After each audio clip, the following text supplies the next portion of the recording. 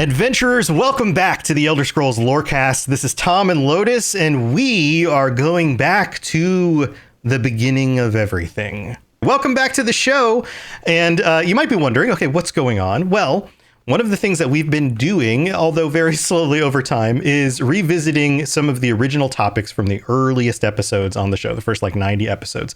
And during those episodes, a lot of the things we covered were things like the creation stories, the nature of the reality, the different races, but also the Daedra, and then some of the other beings and those kinds of things. Now, we've gone back and we've covered the Daedra again with a deeper dive, and that was a while back now. We've also gone over the Adra, but we haven't gone back over the creation story, and there's not really one creation story. In fact, I think we can go back over these things and do them better than I originally did in those first 90 episodes, which are now only on Patreon.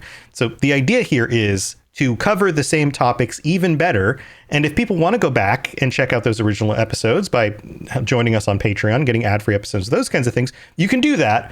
But I think what we're about to do is going to be way better, way more informative, and you have me and Lotus talking about it. With I was going to say, the first 90 were pre-me. I think I was only on one right after I won the first giveaway you ever hosted. That's true. Still entertains me to no end that it's like, well, now we've been podcasting together for several years. And we originally met because I was listening. You listened to my show. I listened to your show when it started. And then I entered one of your first competitions and won and became a guest. Right. I seem to weasel my way onto shows as a guest and then just become part of the wallpaper. Yeah, you're a friendly guy. It makes sense. But anyway, we have now years more experience than when I started the show 6 years ago. Yeah, it was a while ago. Yeah, so we've got a lot more experience and a lot more perspective on this. So I think we can do a better job now explaining the nature of reality and the creation myths and all of that. And speaking about creation myths, one of the things that we have to understand is that, well, first of all, there's no 100% reliable narrator. We do not have an 100% objective version of anything. Everything comes from an unreliable narrator. Everything comes from a specific person who's part of a specific culture, a specific race, and at a different time in history. Some of these books were written earlier. Some of these books were written later. And just like in our own world, there's no 100% objective truth available. Right. Everything requires interpretation. So one of the things that, we've mentioned it countless times on the show, everything is designed from an in-universe perspective that we get to see.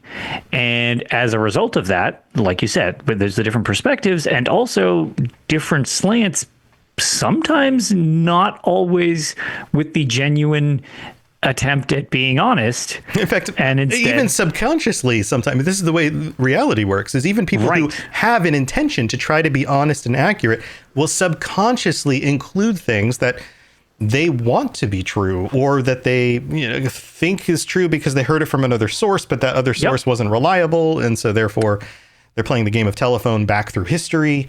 And, certain with cultures a lot at war in this series, sometimes it's less like an accident or just there's definitely straight up propaganda from different sides based on books you read, which makes it even more interesting because just in certain situations, just because it's also propaganda doesn't necessarily mean it's not based on something real.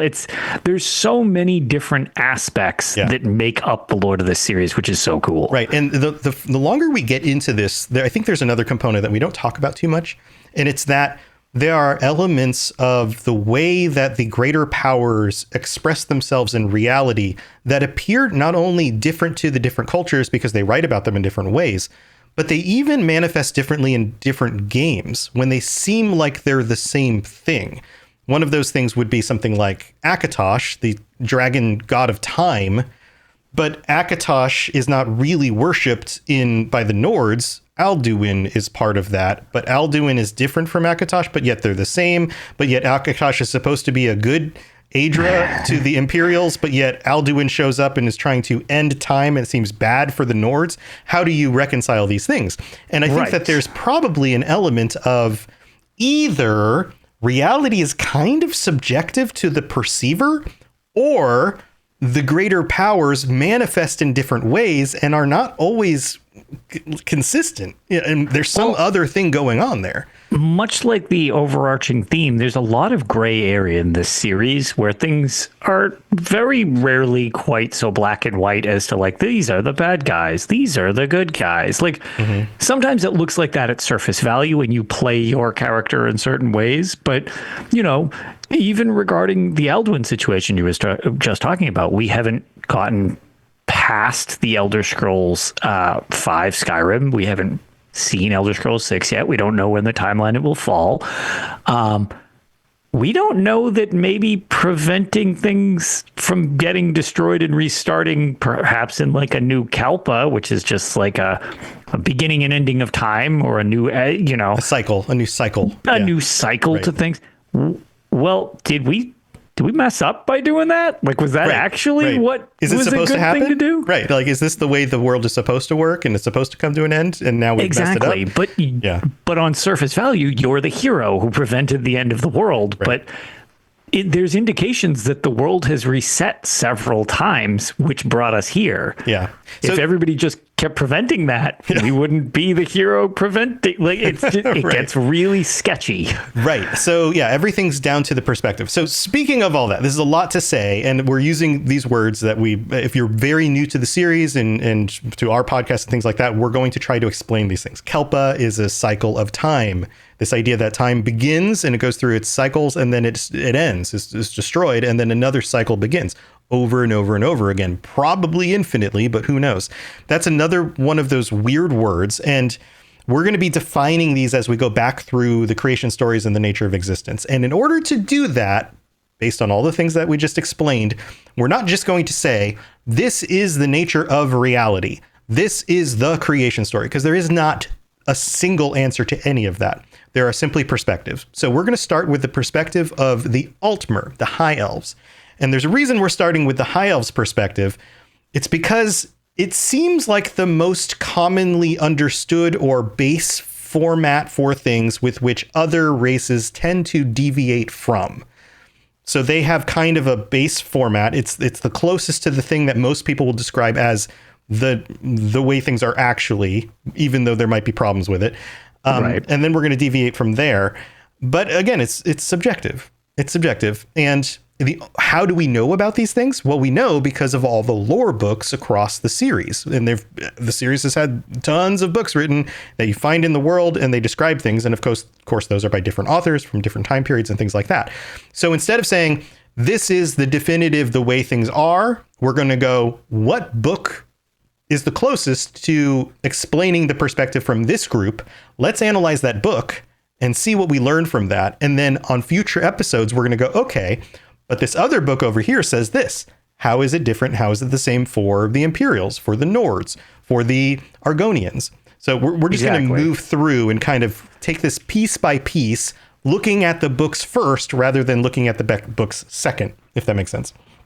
Yeah, no, for sure. And I think this is a good way to try to explain it. And it gives us some options that people can take this information that we present from these books and kind of like assess, like, is there anything that doesn't quite match up? Like that's another thing, is like things aren't always foolproof in this series, which is something I find very interesting because it lets us kind of debate these things on, well, okay, if this, then why that? Right. And again, because it's all written from a fallible narrator, it's like, well, they don't have all the answers. So right. They make assumptions. Things interesting. And sometimes they get things wrong. And sometimes, and this is what's most interesting about going to the books first, the things that we think to be true will have weird contradictions or weird ambiguities in the actual books themselves that make you step back and go, okay, well, that's odd. I didn't assume that based on what I think I know, I didn't assume that would be in the book. So that's why we're going to the books first. We're going to the sources first. I will also say,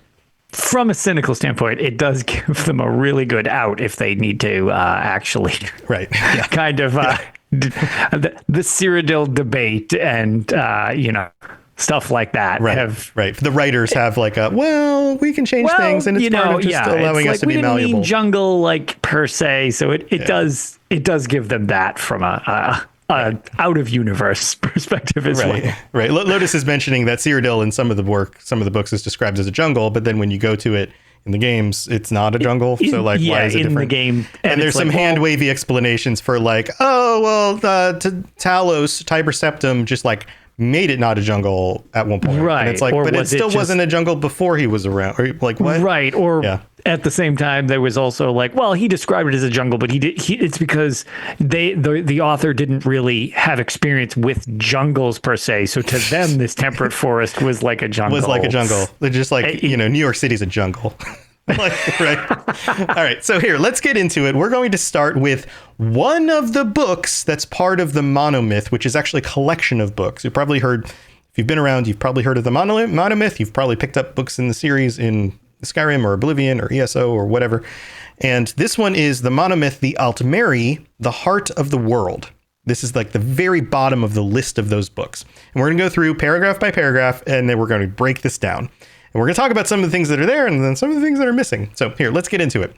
The first paragraph starts off and it says, Anu encompassed and encompasses all things, so that he might know himself. He created Anuiel, his soul and the soul of all things. Let's pause there. Anu. What is Anu? Just diving right into it. I was going to say, so Anu is, we've got this, I guess we kind of can't discuss Anu without Padme as well. Yeah, Padme, yeah. The easiest way to kind of, I always relate it to, is like the yin-yang type of paradox, where it's like you kind of have your light side and dark side, but they don't really exist without the other one. Right. Order and chaos. It's a dichotomy. Order and chaos. Right. Order and chaos, light and dark, good and evil, even though that's very, very subjective. Yes, but you can't have you can't explain one without its counter. Right. Like there is no good if there is nothing to counter it. It's just like there's just a thing. Right. So some people would even say existence, non-existence. Like you could even do that. Yes, right. Exactly. There's these two things. Right. Yes. So Anu and Padme, this is our dichotomy of existence. Right. Now notice Padme is not form. Padme is not mentioned here. There's no mention of Padme. It's just Anu, and Anu encompasses and is encompassed in the past, but it also encompasses all things. Anu is the sum total of all things, and he created for himself a piece of himself that has his soul and is the soul of all things. So there's this piece of them comes off. In the deeper lore, some groups would describe the Godhead as being the combination of Anu and Padme, and it's having a dream. There's all this language around that. We'll get into more of that later. That doesn't really come into play here. Everything just starts with Anu. Relevant to this discussion, at least. Right. And then, so you have Anu. Anu breaks apart a piece of him that manifests as a soul, whatever that means. And he's also the soul of all things. And his name's Anuiel. It goes on. Anuiel, as all souls, was given to self-reflection, and for this he needed to differentiate between his forms, attributes, and intellects. So basically, wanted to perceive himself, and so therefore broke himself up into smaller parts. Thus was born Sithis. This is interesting, because a lot of people will say Sithis is Padmaic. Sithis is maybe analogous to Padme. Sithis is kind of like the soul of Padme, and Anuiel is the soul of Anu. Not according to this document. Thus was born Sithis from Anuiel, who was the sum of all the limitations Anuiel would use to ponder himself. So the concept here is that an all-being, eternal, all-encompassing thing can't perceive itself. It has no limitation. So it has to create something that is limited so that it can reflect back on itself. Which I love, because just discussing the dichotomy of what we were just talking about with all the different light, dark, but I like how even in this regard, it's sort of the same way, where you have an infinite being, but it needs a finite thing in order to comprehend it. So it's again, you're going right back to this, one has its opposite, and it's just in this description, it's infinite to finite, which is weird when discussing a being that's theoretically infinite. Right. It's another one of those dichotomies. And I mentioned on a previous episode, I've been diving more into Gnostic philosophy. This is Gnosticism was an early form of Christianity that just didn't make it later on, and it has many different variations. It was not an organized system. But in general, people who had Gnostic-like beliefs believed in a creator being, and this idea that the reality was broken and that there was like this evil god who made reality. And there's similarities here between these views and Gnostic views. I'm not going to go into a lot of detail on that. We could probably do a whole episode on it. But if that's something you're familiar with, that kind of helps you understand this, because Michael Kirkbride is the author of this book and the author of a lot of the lore in the game series, and is known to have brought in all of these different kinds of philosophies, including Gnosticism, and kind of used them in the creation of this. One of the things I feel was strongest about Michael Kirkbride's writing, other than the fact that some of it's super weird, so it makes it unique, is how many different cultures he kind of adapts to this fantasy world and bases it on. Yeah, incorporates those themes and ideas. I found that very fascinating, because it's really just so in depth, the amount of them that he incorporated into his stint of writing for the series. Right. Berg mentions super esoteric beliefs, but very interesting. Yeah. So esotericism. That's the right way to say that. Anyway, I guess that would be how you pronounce that. That's a word I'm not sure I've ever actually said so much as read. Yeah. So anyway, let's keep moving with the document. It says, thus was born Sithis, who was the sum of all limitations Anuiel would use to ponder himself. Anuiel was the soul of all things, therefore became many things, and this interplay was and is the Aribus. So that place where Sithis and Anuiel butt up against each other creates a thing, the Aribus. That's like the realm of existence is like in the center between those two things. You can kind of picture it as like a Venn diagram. The part where they overlap, that's the Aribus. At first, the Aribus was turbulent and confusing as Anuiel's ruminations went on without design. Aspects of the Aribus then asked for a schedule to follow or procedures whereby they might enjoy themselves a little longer outside of perfect knowledge. So they wanted to be more limited, basically. They wanted time to flow in a direction. They wanted to be able to like use these aspects of limitation to then differentiate themselves even greater and give them more control over being these sub pieces of the bigger puzzle. This is also really funny, because this is incredibly analogous to us discussing the topics before the show, and then us doing the show. We are currently trying to condense down this big mess. So we're living what we're talking about. Yeah. So it goes on. It says aspects of the Aribus then asked for a schedule. We just did that line. So that he might know himself this way, Anu created Ariel. So Anu, who made is the Anuiel, the soul of himself, and separated that, then now creates where was the line? Ariel, right? Yeah. Which is sometimes spelled R-E-E-L. Yeah, there's a couple variants of it, but the physical person version. Right. The soul of his soul. So he creates a thing that is the soul of everything, and then that thing creates a separate soul that like is still the thing that it came from, but is more nuanced and separate from that thing, because all the other pieces are separate from that thing as well. Right. But it's the thing that is more closest. Comprehensible. Right. It's more comprehensible, but it's also the thing that's closest to the original thing. So everything gets whittled down. And this is a theme among the Altmer, is that everything kind of descends from a hierarchy and gets more limited as it descends. And that's what we're seeing here. So he created Anuiel, the soul of his soul. Ariel, the soul of his soul. Ariel bled through the Aribus as a new force called time. With time, various aspects of the Aribus began to understand their natures and limitations. They took names like Magnus or Mara or Zen. One of these, Lorcan, was more of a limit than a nature, so he could never last long anywhere. There's a lot to unpack here, but the basic concept is many of these manifestations became these powerful beings. They're the gods. Magnus, who is the god of magic, who eventually leaves the world. Mara, Zen, Lorcan. Zen isn't talked about very much anymore, but is in this list. And this is not a complete list. This is just some of the individuals. And Lorcan is going to become very important, because Lorcan is kind of the antithesis of Ariel. We're talking about these dichotomies, right? These dualities. Constantly changing and Yeah, looking for limits, looking for constants, looking for absolute limits on the nature. Time doesn't go on forever. Space doesn't go on forever. There are limitations within this. Things end. Right. I think mortals have lives that begin and end, that sort of thing. So that's Lorcan, right? As he entered every aspect of Anuiel, Lorcan would plant an idea that was almost wholly based on limitation. He outlined a plan to create a soul for the Arbus, a place where the aspects of aspects might even be allowed to self-reflect, where things can actually see themselves.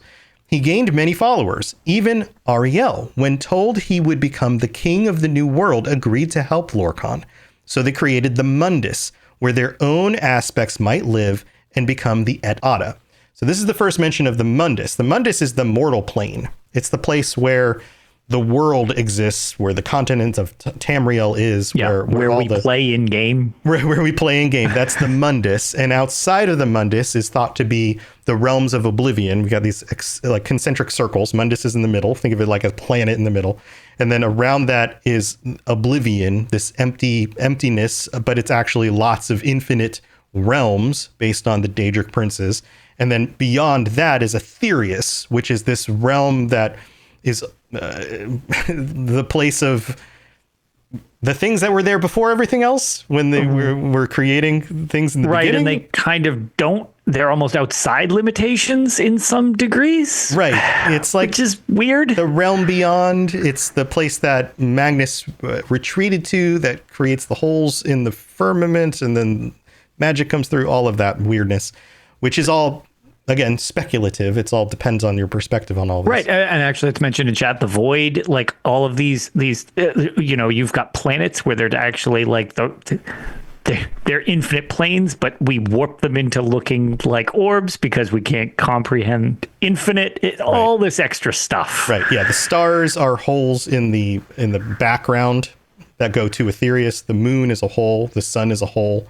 The moons are not holes. Let me get that straight. The moons are actual objects like the planets are, but they're also seem to be their own realms.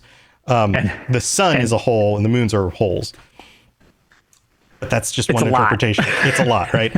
But the most important part about this is that we're finally getting where it's less about the nature of the way reality fits with everything else, because they're not telling us all of that other information, which is something that they tend to believe. What they're focusing down on is the interplay between these personalities. This Lorcan, as it says here in the next paragraph, this was a trick. Lorcan's a trickster. As Lorcan knew, this world contained more limitations than not, and was therefore hardly a thing of Anu at all. It is the most non-Anu-like thing that exists, because it is full of limitations. Mortals. It is it's almost a limitation in its existence. Right. And it's confined to a cycle of time. And once that time cycle ends, then it would have to start over. So there's this kind of meta layers to its own limitations. Mundus was the house of Sithis. As the aspects began to die off, many of the Et Ada vanished completely. The Et Ada are these powerful beings, whether it's Ariel, or Lorcan, or, as I mentioned before, Magnus, or Mara, and you can get to Julianos, and like all of the Adra and all of the Daedra. They are all Et Ada. Basically, they are these powerful beings. Does that make sense? Yeah, no, I was going to say, I feel like that's the best way you could explain that. Yeah. So when you hear Et Ada, just think godlike beings, regardless of what they did or didn't do. So many of the Et Ada vanished completely. So there were more than we will ever know of. Many of them just, the limitation of the world made them go away. Some escaped, or the other option is that they put themselves into the creation of the world and used up their energy, and then therefore disappeared or became part of the existence of the world, like the earth. Yeah, it kind of just became the flow of things because they gave so much of themselves, there wasn't really a lot remaining. Right. So many of them vanished. Some escaped, like Magnus, and this is why there are no limitations to magic. So the theory here is that Magnus left the hole in the sky, which became the sun. That's where magicka leaks through, and that's why mortals are able to cast magic spells. That's why Tamriel is a magical place. But Magnus noped out. He's like, I'm not committing to this. Yeah. He was, in some of the other stories, he was one of the main architects along with Lorcan, but then he was like, nope, not going to do this anymore. Yeah, that's enough. I'm gone. Yeah, I see what you're doing here. I'm out. Others like Ephraim transformed themselves into the Elnofe, the earth bones, so that the whole world might not die. So some of these powerful at Adra committed so much of themselves into the existence of reality that they become part of reality itself. And right. This is what we were just referring to, where they kind of just become one with things and lose themselves in a lot of ways because they just become the thing that they are trying to help preserve. Right. Now, the Adra, as we know them, committed to imbuing their own power into reality in order to make Mundus happen and all of that. But they didn't commit so much that they disappeared. In fact, they are the planets in the sky. And they're still there, and they're still prayed to, and they're still worshipped and all of this. But they're also very quiet compared to, say, the Daedric princes, who are always trying to meddle. Super active, always trying to meddle in the things going on. It goes on, it says, some had to marry and make children just to last. This piece is very specifically Altmer, very high elven. This idea that they join together and they create descendants, and then they join together and create descendants. This has to do with the whole, everything that came from something else, like biblically, so-and-so begot so-and-so, and so-and-so begot so-and-so. And in the Bible, people who descended had shorter and shorter lifespans. Same kind of concept. The things that descended from the other things were less powerful than the things they came from. And this is their way of justifying and explaining that. Each generation was weaker than the last, and soon there were Altmer. That's the original name for the elves. Darkness caved in. Lorkhan made armies out of the weakest souls and named them men. And they brought Sithis into every quarter. This is where you can see that this is absolutely written by somebody with an agenda. Yeah, it's just like, so anyways, we made these really weak creatures and they're you. Right. So the mannish creatures who we don't get along with were created by Lorkhan because he's a trickster and he's a jerk. And by the way, they have a lot to do with Darkness and Sithis, who we don't like, because Sithis is the opposite of Anu. And so he made all these lame people. Right. This is why the world sucks, is because of those guys over there. You guys are no good. You're going to die too quick anyways. You just get in our way. It's just like immediately setting up that hierarchy you were talking about, where it's like, we are superior to you. Right. And if you've played through Skyrim, you understand who the Thalmor are. This is their religious justification for wanting to cleanse the world of humanity, of wanting to bring back their ascent to godhood, because they feel like it was stolen from them, and that mankind is a reflection of Lorkhan, who is the one who actually did it, and they're somehow in cahoots with him, which they might actually be, because there's reason to believe that Tiber Septim Talos was a mantling of Lorkhan, basically became the new Lorkhan because Lorkhan was no longer around. There's a whole new section of stuff to go into there. Go listen to our Tiber Septim set of episodes on that wackiness if you're ready for that. But this goes on. Ariel pleaded with Anu to take them back. Take back this mankind. They suck. Keep it. But he had already filled their places with something else. That's weird, right? Anu is infinite and is beyond limitation, but yet because these things descended from Anu, he needed to fill himself with something else. Or is that the nature of infinity, is that no matter how much you take from it, it's always full, it's always infinite, so he can never take anything back? Yeah, to have a limitation on that would undermine the word infinity, so it gets weird. Yeah. So that's interesting, right? Already filled their places with something else. His soul was gentler, granting Ariel his bow and shield. So Ariel is now equipped with a bow and a shield so that he might save the Altmer from the hordes of men. Ariel, in this setup, is the god of time, also known as Akatosh, who is supposed to be against mankind according to High Elves. Yeah. They're basically just painting all of the people who are not of Murish descent as these just like slobbering lunatics, just like here to ruin everything.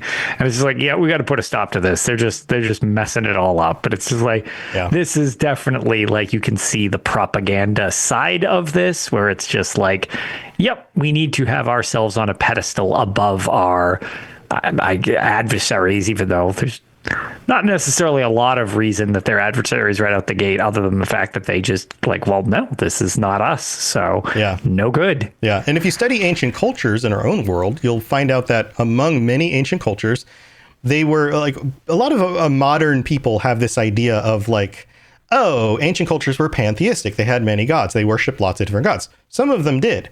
But more often than not, each tribe had their own god. And they didn't deny the existence of other people's gods. They just only worshiped their god. And when they would go to war with each other, it was basically deciding whose god was more powerful. Basically, there were these arguments through ancient texts and the nature of their religious doctrine that said, our God is better than your God. Basically, my dad can beat up your dad. Yes, I was about to make that joke. It's like, yo, my dad's way cooler than your dad, and he can totally beat you up. It's right. This is the equivalent of that. The Mer, the elves, if you hear Mer and you're not familiar with that means elves. The original oldest Mer, the Altmer, at least according to them, they're the oldest, were basically like, well, our dad is way stronger than your dad. Your dad's Lorcan. He's limited. Ours is unlimited. In fact, now ours has a cool bow and a shield. Yeah, now he's armed. Yeah, he's going to hunt down your hordes of mankind. And it goes on. It says, some had already fallen, meaning some of these different groups, like the Chimer. The Chimer, Chimer. I think some people say Chimer, but I think it's Chimer. Yeah, it's Chimer.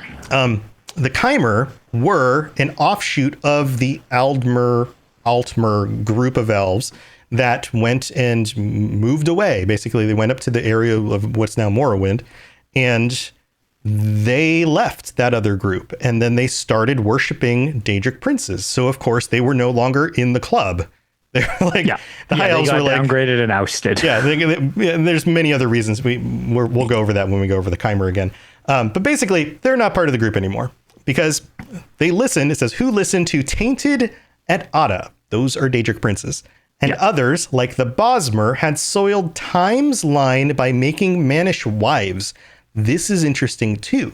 One of the things that many people talk about is that there are different groups of men and different groups of elves, but the ones that are most intermixed are the Bretons. Bretons are descendant of man and elf and are traditionally still a mannish race, but the reason why they're good with magic is because they intermarried with elves at some point in history.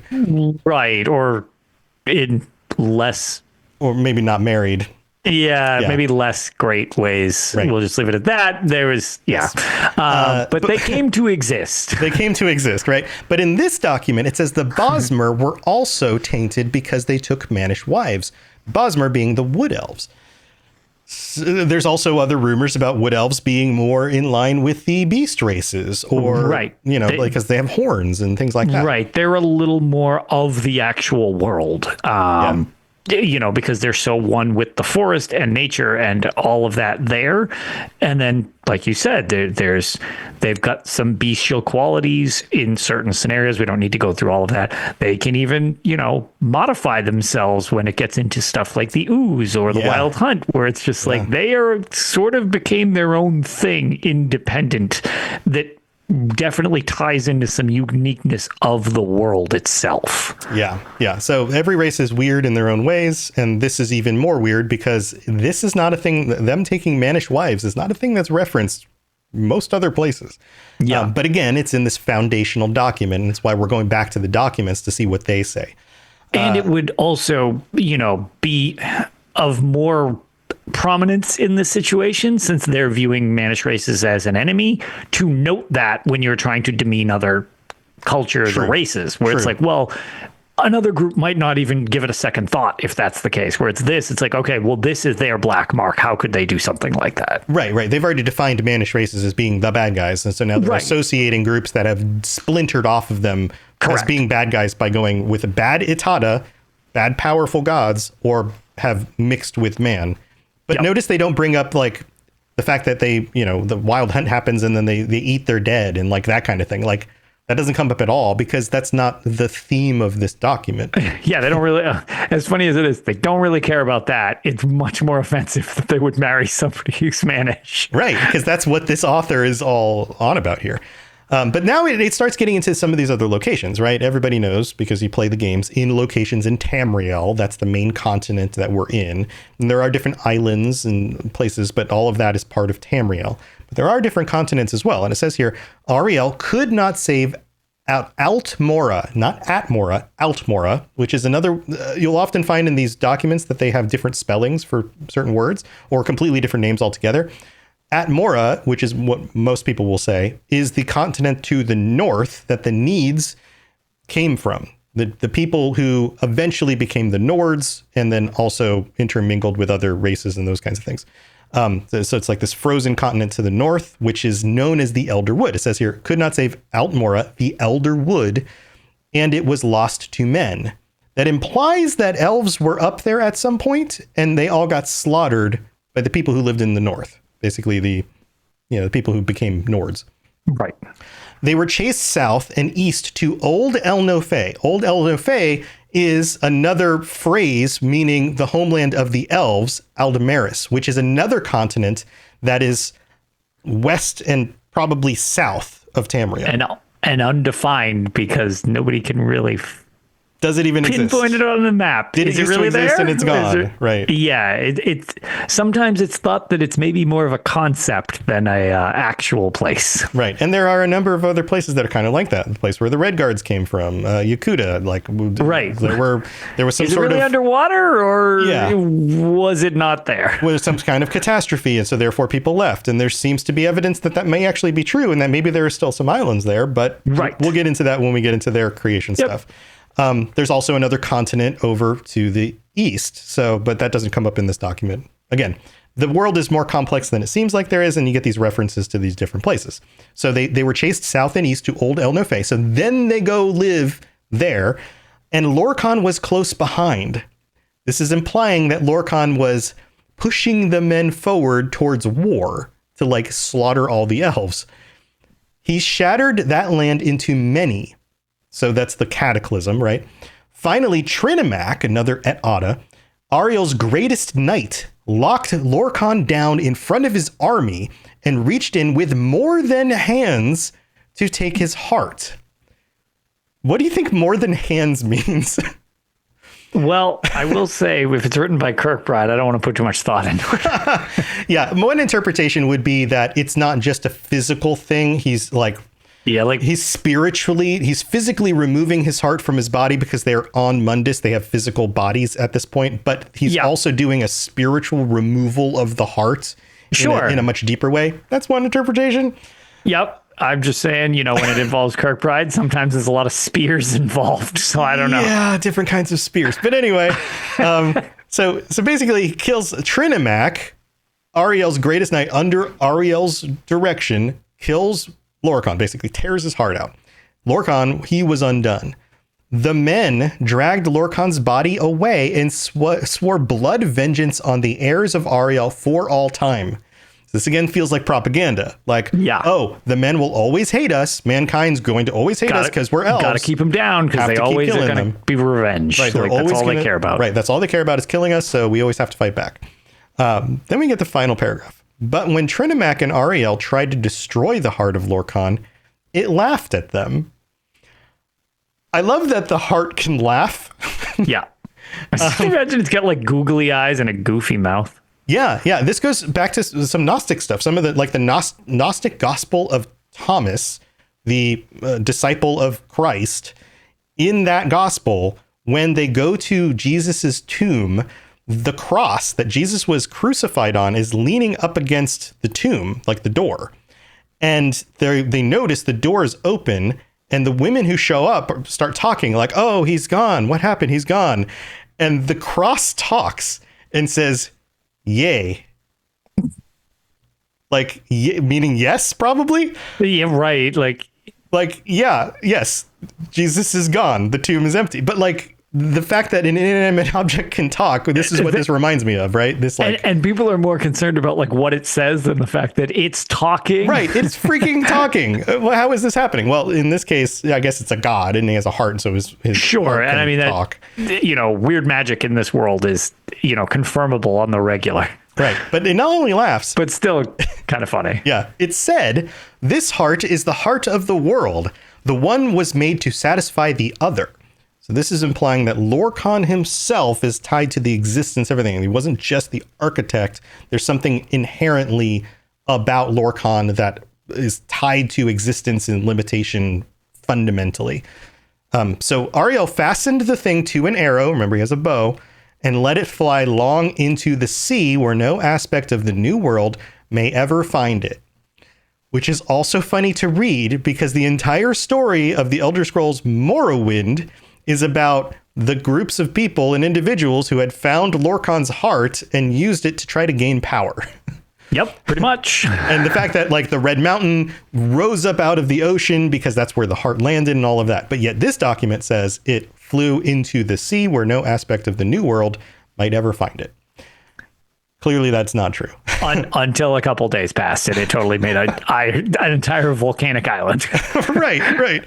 So, okay, so that's the end of this document, and you can see some themes here. Like, not only does it establish that there are these powerful primordial beings of some sort, which is very common among many ancient myths. This idea of like this dichotomy between light and darkness, order and chaos. They're like these primordial things, and then those things come together and form other individuals who then have conflict with each other in different ways. And that leads to different groups of people who assign themselves with these different groups. And the tricky thing here is that this is all from the perspective of the High Elves. So this is their version of the story, which makes everyone else seem terrible. And they don't even mention beast races because they think they're lower than men.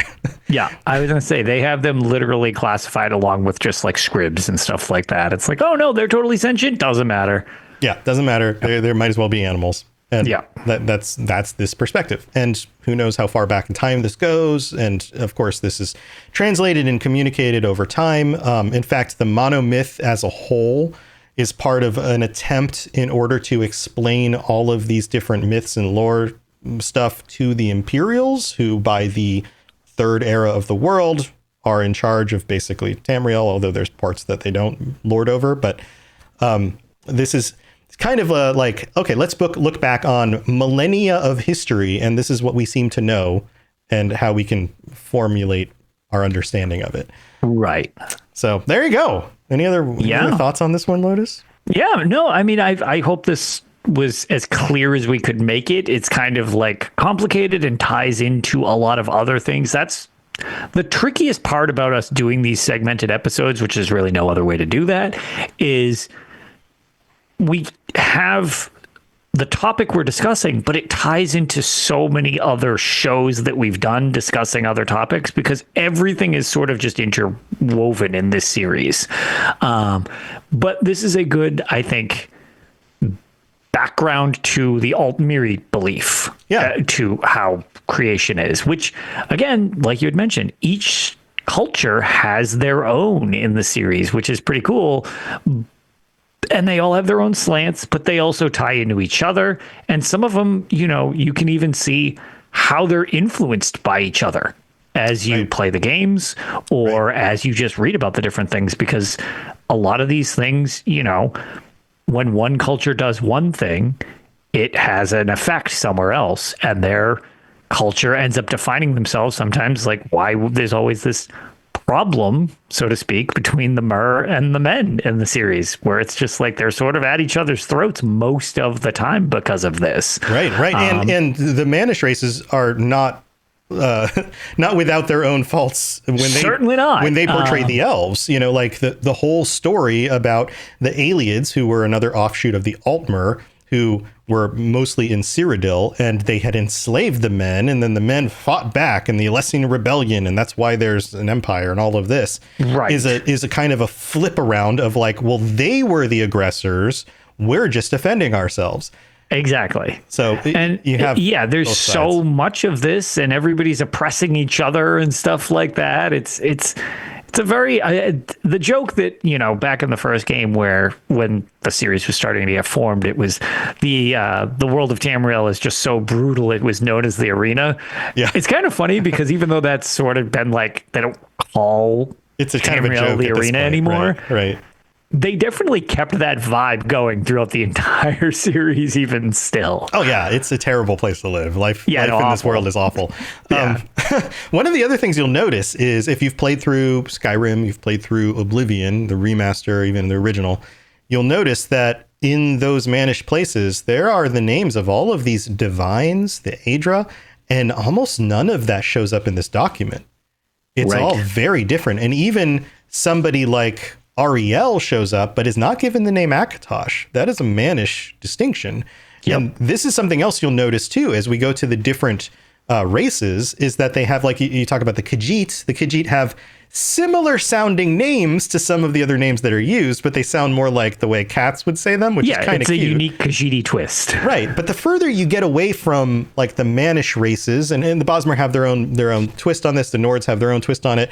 But as you get further and further away, as you get to, say, the Yakutans, the Red Guard, or the Argonians, you end up with very different, like the Argonians have the Hist, which is super weird.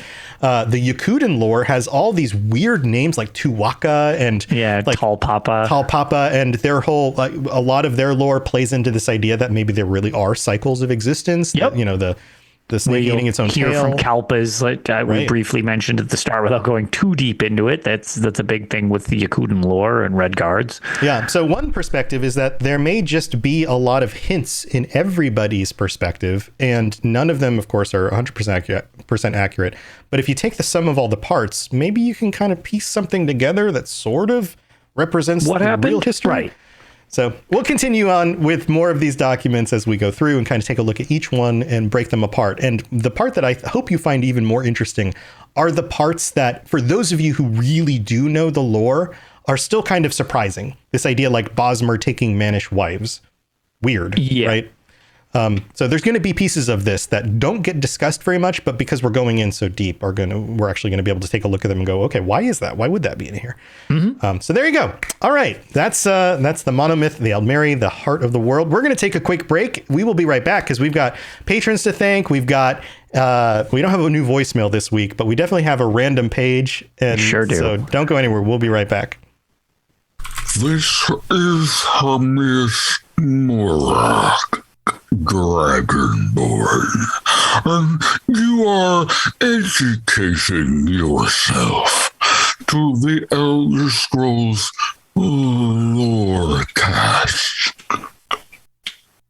All right. Thank you for sticking around after the break. If you'd like to help us out and keep the show going, head over to patreon.com/Elder Scrolls Lorecast. You can get all sorts of free stuff, ad-free episodes, which include video episodes. So if you're watching us on YouTube and you don't want ads, you can get them over there. You can get the shows a little bit early. They come out earlier in the night before the official release. You can also get t-shirts and stickers. You can join us on our patron chats, we've got a patron chat coming up next week, I believe. Yeah, the 29th, which is the last Thursday of the month. And the patrons get to choose whatever they want to talk about. And we also have some new patrons to welcome: Sarah J, Steve T, Karen J, Waystation Crow, James M, Lewis E, Mothman, and Boodawivnigduin. I totally butchered that. I don't know how to pronounce that one. Love that. But thank you for your support. Also, how much do you think a crow would weigh at a way station? An unladen crow? Or a... Cool. Anyway, hit the random page. We've got some Daedric Princes to shout out. They get shout outs every week. Blinding Vision, Hercene, Kirasi, Mothman, who's our newest one, and Peter R. Thank you so much for your continued support. Also, before we get to the random page, we did get a new review that came in. If you leave a 5-star review on Apple Podcasts in the US, we'll be able to read it out. If it's in another place, we can't see it, but it's still very helpful. Plus, you can leave reviews or comments on Spotify or wherever else you listen. So all of that stuff is very helpful. This one is from Jordan Quinzel. I think I'm pronouncing that correctly. Who writes, "Thank you, 5 stars. I've got played Oblivion and Skyrim, and I've got to, it's probably a typo. I've got to play Oblivion and Skyrim in the past, but have delved very deeply into ESO the last year and never really knew the lore. I love the way you guys explain the lore. It's fun and easy to understand, and love the comparisons to real world scenarios." Well, thank you so much. Awesome. I'm glad to hear that, because that's our objective, at least. So I'm glad that at least it's resonating. Yeah. Fill in the gaps, explain a little bit more about the way this works, and maybe some of the meta perspective of how it was written and why it makes sense in the real world and all of that. So very cool. Thank you for leaving that. All right. Yeah. So get this, Lotus. I hit the random page. Are you ready for this one? I really want it to just be the monomyth. No. It's the same. Oh, wow. It's the same exact page we were on. Monomyth, heart of the world, the Altmeri. Cool. We'll just read that again. No, it's not that same page, but it is pretty cool because Oblivion just came out. We've been talking a lot about it. Oh, no way. It's an Oblivion one? It's an Oblivion one. And it's been updated with graphics from the remastered version, which is cool. It is the Prophet. Oh. The Prophet in Anvil, the Anvil Prophet, who begins the Knights of the Nine quest line and all of the DLC, all of that stuff. Yeah. Speaking of our divines. Yeah. So he's here doing his whole like with his hands in the air thing, like, and you can't miss him once you included the DLC. But it's absolutely part of the remake. Like, you can't go to Anvil without them being like, "Have you seen the Prophet?" I know. Funny enough, when I was last playing and I went for that really flashbangy helmet that was out in the ocean and immediately was turned into gold because I can't wear it.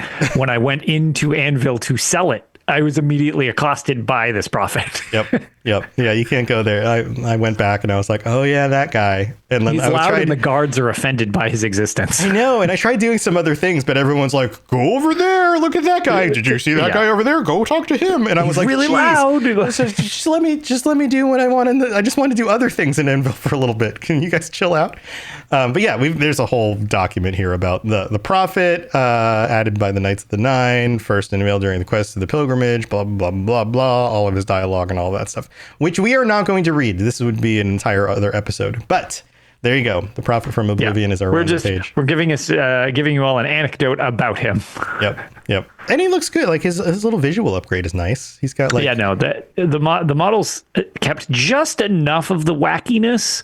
Yeah. And I will say that the bestial races look chef's kiss. I feel like you could make them into like little puppets, like little hand. They feel like they're made out of like real world fuzzy or like scaly textures. Yeah. I was going to say they did such a good job with those characters specifically. And then the, Marish and Manish ones are just janky enough that they're not potato faces anymore. They look realish. But you can make them potato faces if you want. Oh, you can make some horrific creation. Truly, truly nightmare fuel. Yeah. But I do like that they kept just enough of the jank to maintain the charm.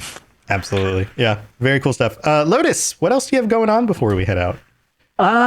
We had an episode of Tales where I got to gush about PAX East and my experience with the Oblivion remake, because we had talked about it on this show, and some more experiences with the Elder Scrolls Betrayal of the Second Era board game.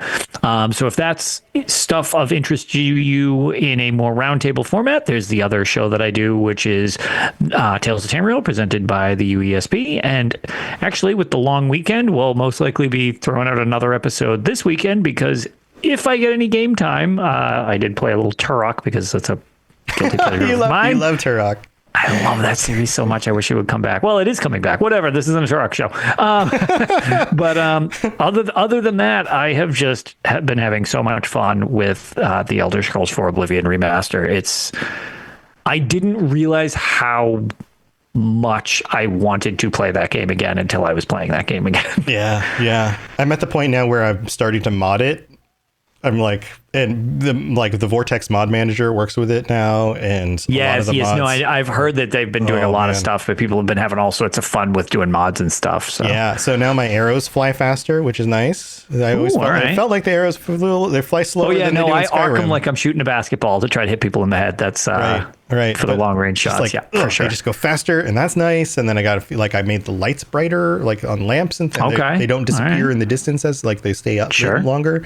The draw distance in the remaster is mind-boggling, by the way. It's great. It's just like little details, like say, like a lantern on the road will disappear after a certain distance. Sure. I just mean in general. I'm shocked by the draw distance. Like it's wild how far you can actually see. It's like, oh wow. Yeah, it's cool. Like, and if you have a high resolution monitor, like I upgraded my monitor in the last year, and like you can still see creatures in the distance that are only just a few pixels big on the monitor, but they're still moving around. Yeah. And I'm like, oh, is that a deer or is that a Daedra? Right. What is that? Is a troll coming at me? Right. So I've been messing with that. I also jumped into Doom: The Dark Ages, which pretty freaking good. I was really into 2016. Eternal didn't hit me as well. It's a little too twitchy and having to constantly swap your guns all the time. It was a little more a game of shooter chess. I found. Yeah, which I get why people was would intentional. like that. Right? Oh, absolutely. It just wasn't my thing as much. See, I liked that portion of it. I wasn't as big of a fan of the platforming stuff. Yeah, that felt a little arcadey for Doom. Right. Yeah, I wasn't as into that and the whole twitchies keep changing their weapon I mean, thing. I liked Eternal quite a bit, but I definitely preferred 2016. Yeah, personally. I didn't finish Eternal. Oh, really? Oh no, I finished 2016. I have problems. I have I have 100% achievements in that, but that's your thing. That's your thing. Yeah, it was also a very lengthy game. It's true. But usually I finish those games. Like it's usually one of my okay, I make my way all the way through at least once, But Doom Dark Age is like you feel like a freaking tank. You also are fast at the same time. All of the weapons feel like they just the fact that you just melt the little guys around you so easily feels awesome. The setting is really cool. I don't know, the story stuff, whatever, but it's cool that it's there. Sure. And people have complained. They're like, well, it's not Mick Gordon in the music anymore, and it's not as good. But I tried to give it a real chance. I've loaded up the OST, skipped through the tracks, not just in the game, and there are some bangers. There's some banger tracks in there. It's not exactly the same, but it can be tricky when it comes to that stuff because there's a lot of times where you can have something you love. I mean, the Elder Scrolls is a perfect example of this. There have been 3 major composers that are well known, and the one that had been most well known for a while is gone. Right. And now it's kind of okay, well, we've got Brad Derrick, who does fantastic work in ESO, and has been included in some of the other stuff. And then there's Enon Zur, who has been really involved with Fallout and Starfield, but then he did the Blades soundtrack, which was the mobile game. Spoilers, if you haven't heard that soundtrack rules if you like Elder Scrolls music. It sounds like it's just a mainstream release, and it's just a, quote unquote, just a mobile game or whatever. So it's I think when it comes to art forms and especially music, if you hit someone with music while they are a teenager, they will, and they love it at that point in their lives, it will create this foundational thing where nothing will ever be as good because they are prone to an emotional response to the world around them. And it docks itself in their brain. But that doesn't mean that there aren't artists after that are equally as good or better in some. Sure. And sometimes it's ways. Just a different flavor of something, which is okay that you do or don't like it more. But it's just it's just different. And my big thing is I don't mind whether something's different or not. It's just, does it capture the feel that I'm looking for? Right. So I'll be curious to hear it because I actually haven't heard any of this stuff, and I love Brad Derrick's stuff. Not Brad Derrick, Mick Gordon's. Sorry, Mick Gordon's stuff from the original Dooms. Well, not the original. You know what I mean? The original remakes. The 2016. Yeah, 2016 and Eternal. So anyway, cool stuff. I've been getting into that stuff, but still playing Oblivion. And every day there's new mods out. This game is going to be highly modded, just like Skyrim, and it's gonna transform over time. So that's fun as well. But that's what I've been doing. You've got the rest of my shows on robotsradio.net. There's Fallout Lorecast and the Lord of the Rings Lorecast if you want to get into that. But there's lots of other shows. If you're into video games and you want lore, go check out robotsradio.net. There's all sorts of different things. You'll find something else that you like. And that's it for this episode. That's been me and Lotus. We'll be getting more into some of these other documents that deal with the other races and their perspectives in future episodes. But next week, we've got our patron chat, so come back and join us for that.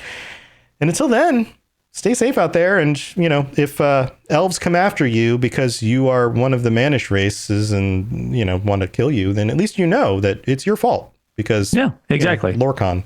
Because permanent blood feuds. Because, that's just the way nature is. And cool, right? All right. Yeah. We'll see you next time. Bye, everybody. See you later. Thanks for tuning in to the Elder Scrolls Lorecast. Check out robotsradio.net for more podcasts just like this, and join us on the Robots Radio Discord. Be part of a community of over 5,000 people who are excited about video games and so much more. Robots Radio. Games, lore, stories, community. Just press play.